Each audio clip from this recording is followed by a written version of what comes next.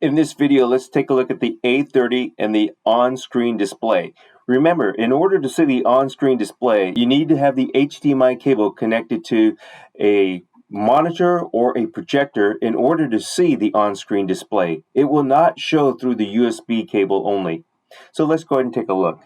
Now I have the HDMI cable connected. I'm going to use my remote control, and we're just going to go ahead and press menu. And you notice it brings up the on-screen display, and you do have image, picture-in-picture, presentation, audio, settings, and system. So there's going to be a lot of different things in here. So if I was just to look at the image, you notice it gives me a lot of different controls. I could go in here and I could change the brightness, the contrast, the saturation, all manually, or I could leave it on automatic, which is probably going to be the best thing to do, is to leave it on automatic. You also see that you have mirror, you have your auto rotate. Now what auto rotate means is, currently I have it on for the auto rotate, and what that is, so we have it on, that just means that if I was to take the A30 camera head and angle it down to use it as a document camera, the image will automatically rotate. So let's take a quick look at that. So we have the number 2. If I point it down, it auto rotates. And then now if I was to bring it back up, face me, it auto rotates. So that's what that is going to do. If you have it turned off, you have to turn it on manually. Again, I tend to leave everything on as far as all the controls go in an automatic setting mode or in the on position. So let's go ahead and take a look at some of the others. You do have your exposure mode, and you notice that's indoor or outdoor. Typically you're going to have this on an indoor situation, so just go ahead and leave it on indoor. But this is, once again, just to show you that there are many different options here. So let's go ahead and take a look at picture-in-picture. Same thing with picture-in-picture mode. You can have that turned on or off. And then you do have the ability to have the picture-in-picture as your main screen or main image, or your A30. But you can also change that at any point in time that you want with your remote control. And for position, you notice it has your bottom left, bottom right, top left, top right, etc. And then you do have two sizes. You do have a large size and a small size, and that's for that picture-in-picture window.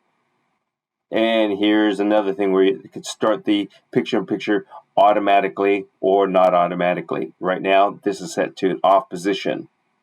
So, presentation mode, you do have your spotlight, your visor. These are all standard things that you may be familiar with in a lot of the AVer software. And let's take a look at audio. So under audio, you do have your AI noise reduction, so on or off. And you have your echo cancellation, on or off. Microphone volume. So you notice that you do have a lot of these controls. Once again, it just allows you to go in here and manually select things. Let's take a look at settings. Now, a couple things in here that's going to make a difference. So you might see your capture resolution, your capture quality, your capture type. Now, right below that, it's grayed out where it says capture interval. So that is going to be for time-lapse photography. I'm not going to get into it here, but you do see that you do have that ability. That just means under the capture type, you're going to go from continuous or just a single shot. And then your storage, if I was to have a USB thumb drive plugged into the USB A port on the back of the A30, that's going to allow me to select that storage or go back and forth.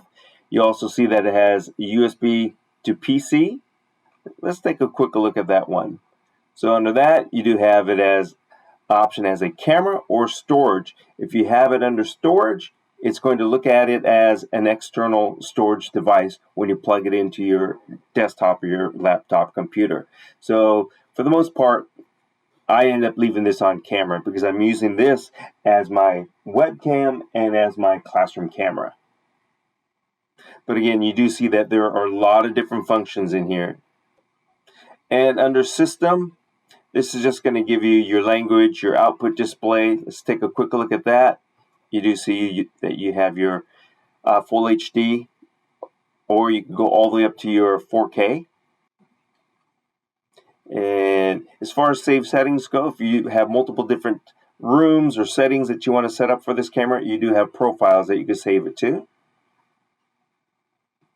information in case you contact AVer and they are asking, or we are asking for certain information as far as the model, the version that you have, that sort of thing. You can find that right here. And one last thing here. You can go and you can reset the camera back to its factory default setting from here as well. So remember, once again, in order to see this on-screen display, the HDMI cable must be connected to a projector or to another monitor. You will not be able to see this on-screen display if you just have the USB cable connected to your desktop or laptop. So just keep that in mind. And that should actually do it. Thanks for watching.